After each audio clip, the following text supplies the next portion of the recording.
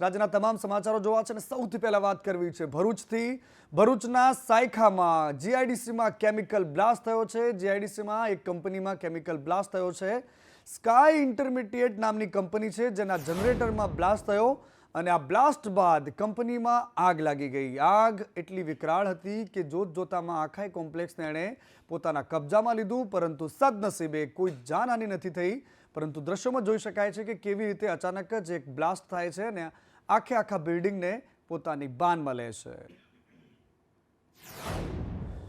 અને બીજી બાજુ તંત્ર બાનમાં આવ્યું છે। આ બાનમાં આવવાનું કારણ છે ફરી એકવાર એ જ જૂનો સિલસિલો, જૂની એ જ વાતો, કારણ કે પરીક્ષાઓ કોઈ પણ લેવાય અને જો એના પર શંકાની સોય ન તણાય તો એક મોટો પ્રશ્ન થાય।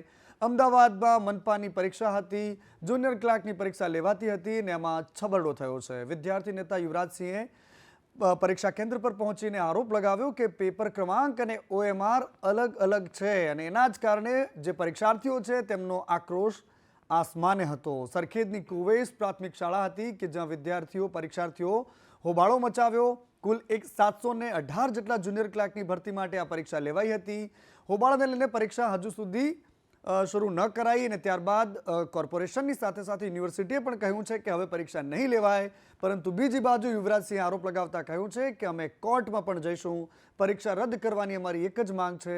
હોબાળો થયો હતો, હોબાળા બાદ યુવરાજસિંહ ત્યાં પહોંચ્યા હતા અને આ તમામ પરિસ્થિતિઓ વચ્ચે તંત્રનું કહેવું છે કે ફરી એકવાર પરીક્ષા નહીં લેવાય।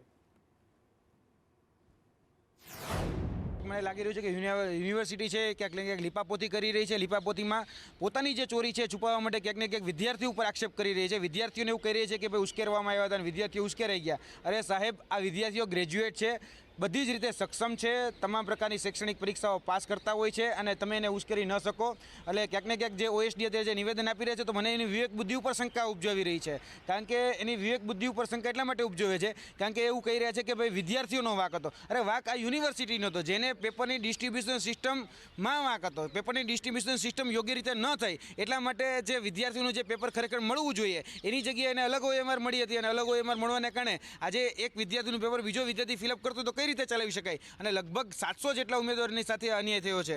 કહીએ છીએ કે અઠવાડિયાનો તમને સમય આપી રહ્યા છે, નહીતર આવનાર દિવસોની અંદર અઠવાડિયામાં જો આનું યોગ્ય નિરાકરણ નહીં આવે તો આજ ગુજરાત યુનિવર્સિટીના પ્રાંગણમાં હજારો વિદ્યાર્થીઓ સાથે અમે ધરણા પ્રદર્શન અને આંદોલન કરીશું। AMC ક્લાર્કની પરીક્ષા હતી, ગુજરાત યુનિવર્સિટી દ્વારા પરીક્ષા લેવામાં આવી હતી અને તેમાં સૌથી મોટી ભૂલ સામે આવી છે। આપણે સીધા ઉમેદવારો સાથે વાત કરીશું। બેન, કઈ પ્રકારની ભૂલ, કઈ પ્રકારની બબાલ? અમે સવારે 11 વાગે હાજર થઈ ગયા હતા। 11:30 અમને એન્ટ્રી આપી, કોઈ માણસે ચેક બી નથી કર્યા, પોલીસ બી નહોતી। અંદર 12 વાગે અમે બેઠા, એના પછી ડાયરેક્ટ અમને સહી કરાવી દીધી। 12:30 અમે રિક્વેસ્ટ કરી તો એમનું પેપર નથી આપ્યા।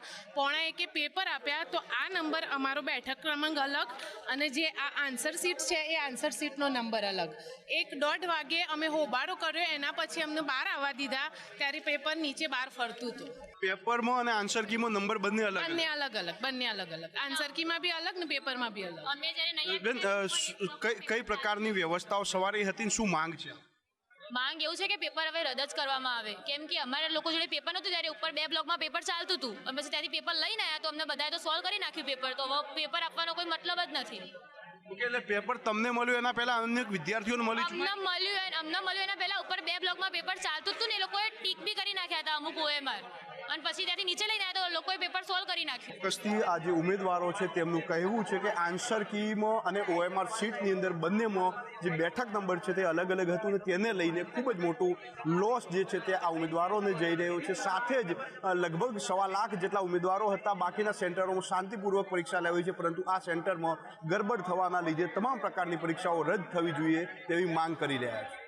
કેમેરામેન મુકેશ પરીખ સાથે જયંતિ ચૌધરી, સંદેશ ન્યૂઝ, અમદાવાદ। આ પરીક્ષામાં ટોટલ 1,10,800 ઉમેદવારો પરીક્ષા આપવાના હતા। 313 કેન્દ્રો હતા, એમાંથી માત્ર એક કેન્દ્રમાં 312 કેન્દ્રોમાં પરીક્ષા રાબેતા મુજબ સરળતાથી કોઈ પણ વિના વિઘ્ને લેવાઈ ગઈ છે। પરીક્ષાના પેપરમાં, પરીક્ષાના જવાબોમાં કોઈ પણ જાતની ક્લેશ કે વિસંગતતા જોવા મળેલ નથી।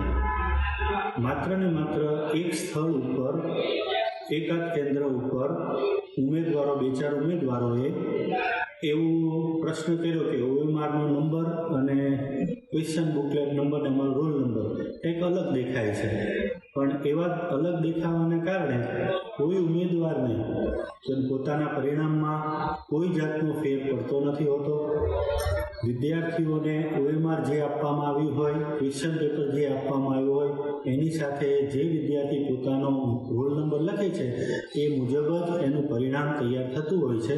પરીક્ષા ફરીવાર લેવામાં નહીં આવે એનું કારણ માત્ર એટલું છે કે પરીક્ષાના પેપરમાં કે OMRમાં કોઈ ક્ષતિ, ભૂલ કે ચોરી થઈ હોય કે એવો કોઈ બનાવ બન્યો નથી.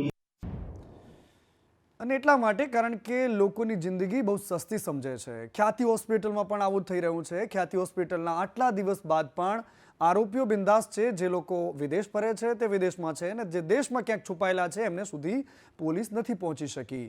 ખ્યાતિ હોસ્પિટલ મામલે રોજે રોજ નવા ખુલાસા થઈ રહ્યા છે. 2021થી લઈને અત્યાર સુધીમાં 2024 સુધીમાં 150 કરતાં પણ વધારે કેમ્પ કર્યા. ઉત્તર ગુજરાત, અમદાવાદ, ગાંધીનગર, સાબરકાંઠા આ તમામના ગામડાઓમાં જઈને એમણે કેમ્પ કર્યા અને તપાસમાં ચોંકાવનારા ખુલાસા એ પણ સામે આવ્યા છે કે સરેરાશ 20 જેટલા દર્દીઓને સારવાર માટે લાવતા અને પોલીસને તપાસમાં ઓપરેશનની 30 જેટલી સીડી મળી. હોસ્પિટલમાં રોજના 2 થી 3 ઓપરેશન થઈ જ જવા જોઈએ એવો ટાર્ગેટ હતો અને ખ્યાતિ હોસ્પિટલમાં 7 ઓપરેશનમાં 2 થી 3 દર્દીઓના મોત થયા છે. આની સાથે સાથે PMJ યોજના હેઠળ વર્ષમાં 20 ઓપરેશનના નાણાં જમા થયા છે. આ પ્રકારની ગોલમાલ સામે આવી છે, પરંતુ તંત્ર અત્યારે પણ ધોતરાસની જેમ જોઈ રહ્યું છે. મહેસાણામાં પણ આ જ પ્રકારે ખ્યાતિ હોસ્પિટલના માલિકો અને એના સંચાલકોની કાળી કરતૂતનો પર્દાફાશ થયો છે. બોરીસણા ગામે કેમ્પ થયો અને આ કેમ્પમાં સારવાર બાદ વૃદ્ધની તબિયત લથડી. ચેકઅપ માટે ગયેલા કાંતિ પટેલ એમનું નામ છે અને તેમનું એન્જિયોગ્રાફી કરી નાખી. પગમાં ખાલી અને પેટની તકલીફ હતી અને જ્યારે પેટની તકલીફ હતી, પગમાં ખાલી થતી હતી તો એમણે વાત રજૂ કરી અને બીજી બાજુ હોસ્પિટલવાળાએ એમની એન્જિયોગ્રાફી કરી નાખી. કોઈને પણ પૂછ્યા વગર એન્જિયોગ્રાફી થઈ ગઈ. ઘરના મોભીની તબિયત લથડતા પરિવાર ચિંતામાં છે. કડીની ભાગ્યોદય હોસ્પિટલમાં અત્યારે વેન્ટિલેટર પર રાખવામાં આવ્યા. પાટણનો 10 તારીખે પેલો ખ્યાતિનો કેમ્પ થયો ને એ વખતે કેમ્પમાં જ ચેક કરાવવા ગયા હતા. તો કબજિયાતના ઘૂંટણનું એવું દુખાવો રહેતો હતો. એ ચેક કરાવવા ગયા તો ખ્યાતિવાળા બીજા દિવસે એમની લક્ઝરી બેહાડી અમદાવાદ લઈ ગયા. ત્યાં એમને એન્જિયોગ્રાફી કરી દીધી પણ સ્ટેન્ડ મૂક્યું નહીં એમને. પછી એ ત્યાંથી રજા આપી દીધા. પછી ઘેર આવ્યા પછી કાયમી એમને બળતરા રહેતી હતી. આયા એટલા દિવસથી કાલે વધારે તબિયત લથડી એટલે હું એમને ભાગ્યોદયમાં લાઈન બતાવવા લાવ્યો હતો પણ વધારે સ્ટેબલ હતા એટલે દાખલ જ કરી દીધા. ચાલવું તો પડે છે કારણ કે જીવવું છે અને આ બધાની વચ્ચે ચાલે તો તંત્ર પણ છે કારણ કે અહીંયા મોટા મોટા કાર્યક્રમોનું આયોજન કરવું છે. રાજકોટમાં જે કાર્યક્રમ થયો અને 2037માં જ્યારે ગુજરાતમાં ઓલિમ્પિક રમાવા જઈ રહી છે, તૈયારીઓ જોરશોરથી ચાલે છે, પરંતુ બીજી બાજુ એક શરમજનક ઘટના એ સામે આવી કે રાજકોટમાં સ્પર્ધકો, ખેલ માટેના સ્પર્ધકો આંતરરાજ્યના કક્ષાના હતા. દરેક રાજ્યમાંથી રમવા માટે આવ્યા હતા અને તેમને જે વ્યવસ્થા આપવામાં આવી હતી, શું જબરદસ્ત વ્યવસ્થા. કારણ કે અહીંયા આવાસના મકાનોમાં જ્યાં રાખવા માટે આવ્યા હતા ત્યાં ટોયલેટમાં પાણી ના આવતું હોય, ઉપર પંખા ન હોય, ગાદલા ન હોય, આ પ્રકારની પરિસ્થિતિ વચ્ચે એમને રાખવામાં આવ્યા. જ્યાં કોઈ રહેતું જ નહોતું, 10-10 વર્ષથી મકાન ખાલી પડ્યા હતા, તેમને મોકલી દેવામાં આવ્યા. ત્યારબાદ સંદેશ ન્યૂઝે અહેવાલ ચલાવ્યો અને તંત્ર દોડતું થયું. ગાંધીનગરથી પણ રમતગમતના અધિકારીઓ પહોંચ્યા. રૂમમાં કચરો, ગંદકી, આ તમામ અવ્યવસ્થાઓ પણ જોઈ. રમતગમત અધિકારીઓ સંદેશ ન્યૂઝ સાથે વાતચીત કરી અને અવ્યવસ્થા હોવાનો સ્વીકાર પણ કર્યો. પરંતુ ક્યાં સુધી આ પ્રકારના સ્વીકાર કરતા રહેશો? ગુજરાતની જે ઇમેજ વાઇબ્રન્ટ બની રહી છે, તમે કેમ ધૂંધળી કરી રહ્યા છો? વિદ્યાર્થીઓ માટે જે અવ્યવસ્થા હતી તેને લઈને વિદ્યાર્થીઓનો વિડીયો વાયરલ થયો હતો અને ત્યારબાદ વહીવટીતંત્ર દોડતું થયું છે. ગાંધીનગરથી બારાયા સાહેબ અહીંયા દોડી આવ્યા છે. સર, કયા પ્રકારની વ્યવસ્થા હતી અને શું વિદ્યાર્થીઓની ફરિયાદ હતી? ફરિયાદ એવી હતી કે અમને અત્યારે એમ કે નિવાસની વ્યવસ્થા નથી. આમાં એક સાથે બધા રાજ્યોના ખેલાડીઓ આવી ગયા, એની કોઈ ઇન્ફોર્મેશન નહોતી કે આ તારીખે આવશે, આ સમયે આવશે. પણ તેમ છતાં અમને જે ક્વાર્ટર ફાળવવામાં આવ્યા એ ટૂંકા ગાળામાં ફાળવેલ હતા. એટલે એ સમય થોડો સમયના અભાવે, બાકી અત્યારે બધી સાફ સફાઈને બધું ચાલે જ છે. મોટા ભાગના 4 કે 5 સ્ટેટ જ અહીંયા છે, બાકીના બીજા બધાને હોટલમાં ને વાડીઓમાં ને અમારી હોસ્ટેલ છે જે સ્પોર્ટ્સ હોસ્ટેલ, એમાં લગભગ 600 ખેલાડીઓને ત્યાં પણ ઉતારવા આપ્યો છે. બિલકુલ, તો આ હતા ગાંધીનગરથી ખાસ આ દોડી આવેલા અધિકારી, સ્પોર્ટના અધિકારી છે બારૈયા, અને હું તમને આ સીધા દ્રશ્યો બતાવવા માંગીશ. જો આ પ્રકારના રૂમની અંદર વિદ્યાર્થીઓ કે જેમને ઓલિમ્પિક માટે જે તૈયારી કરવાની હોય છે, રાષ્ટ્રીય કક્ષાની રાજકોટની અંદર સ્વિમિંગની સ્પર્ધા આજથી શરૂ થઈ છે. આ સ્પર્ધા 30 તારીખ સુધી ચાલવાની છે. દેશભરના તમામ રાજ્યોમાંથી સ્પર્ધકો આવ્યા છે અને સ્પર્ધકોને અહીંયા આ પ્રકારની સ્થિતિની અંદર ઉતારો આપવા માટેની વ્યવસ્થા છે તે કરવામાં આવી છે. પાણી નહોતો તો વિડીયો આવ્યો છે સામે, છતાંય તમે એમ કહો છો કે પાણી, તમે વિચારો કે રાષ્ટ્રીય કક્ષાના ખેલાડીઓ હોય એ ખેલાડીઓ માટે આવી વ્યવસ્થા, એમની માટે આપણે હોટલો બી કરેલી છે, સ્પોર્ટ્સ હોસ્ટેલમાં બી રોકાયેલા છે, હોટલોમાં બી એ લોકોનું કરેલું. હોટલ વાળા અહીંયા કેમ પહોંચી ગયા? અહીંયા કોણ પહોંચ્યું? તો હોટલમાં વિદ્યાર્થીઓની વ્યવસ્થા અમુક જે ટીમો અહીંયા છે એમને વ્યવસ્થા આપણે કરી આપી છે, ચાલુ જ છે સાહેબ, હજી સાફ સફાઈ ચાલુ છે. કેટલું જૂઠ બોલશો? કારણ કે જો અમે એક અધિકારી સાથે વાતચીત કરી તો એમણે એવું કહ્યું કે અમને ખબર જ નહોતી આ વાતની. બીજા એક અધિકારી સાથે ફોનલાઈન પર વાત કરી તો એવું કહે છે કે મોરારી બાપુના કાર્યક્રમના કારણે બહુ જ બધા લોકો રાજકોટમાં છે એટલે હોટલ અમને મળી નહીં, અમે તો અમને હોટલ આપવા માંગતા હતા. કેમ આ પ્રકારના જૂઠ બોલો છો? કેમ ગુજરાતની ઇમેજને તમે ધબ્બા લગાવી રહ્યા છો? જો એક પ્લેયર ગુજરાતમાં આ પ્રકારે આવીને પોતાની ઇમેજ આવી લઈને જશે તો તમે કયા નાકે, કયા મોઢે ગુજરાતમાં ઓલિમ્પિકનું આયોજન કરવા જઈ રહ્યા છો? સૌથી મોટો સવાલ છે. અને બીજી બાજુએ વાત કરવી છે બોગસ નર્સિંગ ઇન્સ્ટિટ્યૂટની. બોગસ બધું જ મળે છે, પરંતુ રાજ્યના શિક્ષણ મંત્રી કહે છે કે આવી સંસ્થાઓને ગુજરાત સરકાર માન્યતા નથી આપતી. અમે પણ કહીએ છીએ કે માન્યતા તો તમે નથી આપતા, પરંતુ ચાલે છે જોવાની જવાબદારી પણ તમારી છે. આવી સંસ્થાઓને રાજ્ય સરકાર શોધી કાઢશે અને કાર્યવાહી કરશે. અન્ય રાજ્યમાં પરીક્ષા આપીને એડમિશનની ગાઈડલાઈન નહીં હોય. કામલ ફાઉન્ડેશન સંસ્થાને સરકારે માન્યતા નથી આપી, આવી વાત પણ શિક્ષણ મંત્રી પ્રફુલ પાનસેરિયાએ કરી છે. પાસ કર્યું છે, કોઈ કેન્ડિડેટ એવા સામા આવશે, કોઈ લેખિત આપશે તો ચોક્કસ પ્રકારે યુનિવર્સિટી દ્વારા કે અમારા વિભાગ દ્વારા અમે તપાસ કરાવી, પણ અહીંયા કોઈ વર્ક પ્રકારની એની કોલેજ કે વગેરે નથી. તો મારી પણ એક વિનંતી છે જાગૃતતા માટે કે દરેક વિદ્યાર્થીઓ કોઈ પણ ઇન્સ્ટિટ્યૂટમાં જઈને તરત એડમિશન લઈ ફી ભરી દેવી, આ ખોટી વાત છે. કારણ કે પ્રત્યેક લોકોએ જાગૃત થવું પડશે. અમારું આખું યુનિવર્સિટી અને ડિપાર્ટમેન્ટ શિક્ષણ વિભાગ છે, એની વેબસાઇટો છે, એમાં ચેક કરી લેવું જોઈએ ભાઈ આવી કોલેજ છે નથી, શું છે. જો ન હોય તો પણ અમને જાણ કરો તો ચોક્કસ પ્રકારે અમે એમના પર એક્શન લઈ, જેથી કરીને આવા કોઈ પણ નાગરિક વ્યક્તિ કે યુવાન દીકરા દીકરીઓ છેતરાય નહીં. હજી પણ આવી કોઈ પણ કમ્પ્લેન મળશે તો ચોક્કસ પ્રકારે અમે એક્શન લેશું. આ તો મને મીડિયા દ્વારા મળેલી માહિતી પ્રમાણે મેં જાણ કરી છે. હજી મને લીગલી કોઈ પણ પ્રકારની કમ્પ્લેન નથી મળી, છતાં કમ્પ્લેન ન મળીને ચાલવા દે એવું પણ નહીં થાય. એની તપાસ થશે ને ખોટું હશે તો ચોક્કસ એક્શન લેશું. વાત કરવી છે પાટણની. પાટણમાં એક બોગસ ડોક્ટરે જે કારનામું કર્યું તે હેરાન કરનારું છે.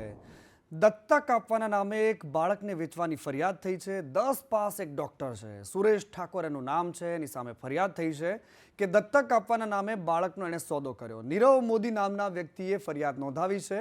નીરવે 1.20 લાખ રૂપિયા આપી બાળક દત્તક લીધું હતું. બોગસ ડોક્ટરે બાળક દત્તકના કોઈ જ ડોક્યુમેન્ટ ના આપ્યા અને બાળક તંદુરસ્ત ન રહેતા બાળક પરત સોંપી દીધું. બોગસ ડોક્ટરે રૂપિયા પરત ના આપતા પોલીસ ફરિયાદ થઈ છે.